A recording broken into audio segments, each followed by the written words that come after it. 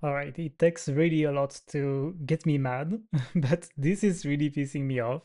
This I was looking up info about what kind of content I'm making, because it doesn't really have a proper name yet. At least I haven't found like a very good one. One of them was is Yap content, so talking to the camera without script and without editing, etc. So can I close? And I looked it up on YouTube, and there was so many videos about, oh, how you're doing Yap content wrong, how I made 10,000 pounds or something on Instagram with Yap content, Yap maxing. My God, people are just gonna overcomplicate everything and making like complex formula, or making s- lo- make very simple things looks very complicated when it doesn't ought to be, where it doesn't make any sense. And especially for this type of content, because this type of thing is meant to be from the very start to be something that is low friction, that is something that everybody can approach, that is very simple, and like it's not really not that deep, like really. And it meant for you to just start recording and not ask that many questions. It's not it doesn't need to be overcomplicated like this.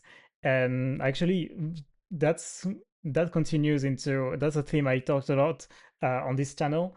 But you yourself overcomplicate things. But when other people are doing it, like telling you, "Oh, you should stop. You're doing something wrong.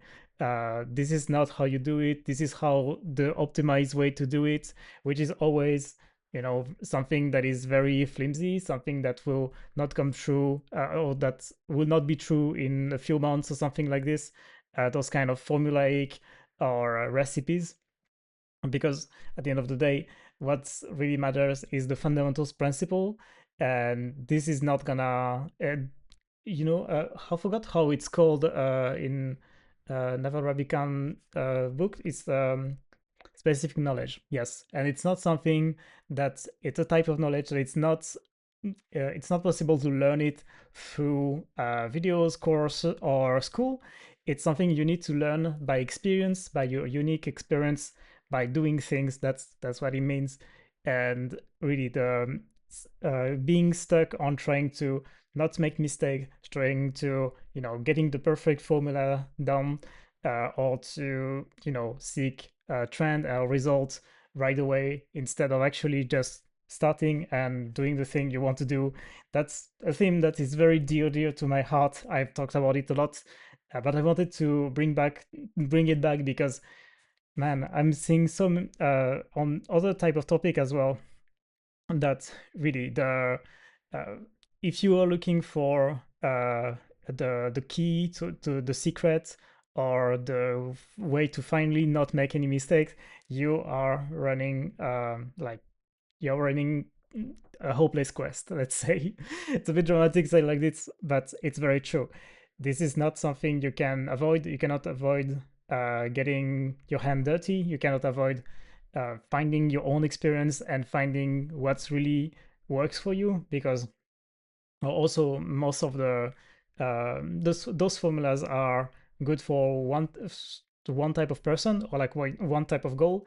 And it might not be, even if they use very authoritative language, and sometimes I do as well, might just not be your thing. It's also reminded me of the movie from Monty Python. I forgot how you pronounce it in English. The Life of Brian, where he's seen where the main character Brian is seen as a prophet, and he's trying to tell to the crowd, think for yourself, don't follow anybody, you don't need to follow anyone, you can just do your thing and think for yourself. And the crowd is like, oh, okay, tell us more. This is exactly how I feel when I see myself, being stuck into overthinking or trying to seek advice where really it's not needed. The fact that I was looking up those kind of things, uh, well, kind of tells you that maybe I was in that mode where I was trying to overcomplicate things and seeking for people to overcomplicate things.